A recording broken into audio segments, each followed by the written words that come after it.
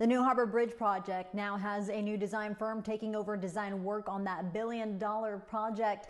TxDOT announcing today that the project developer Flatiron Dragados has picked up Arup CFC as their new engineer designer for the main spans of the bridge that will cross the Corpus Christi Ship Channel. The need for a new designer comes after the original designer, FIG Bridge Engineers, was removed from the project back in February after it was discovered that FIG was involved in a pedestrian bridge collapse in Florida back in 2018.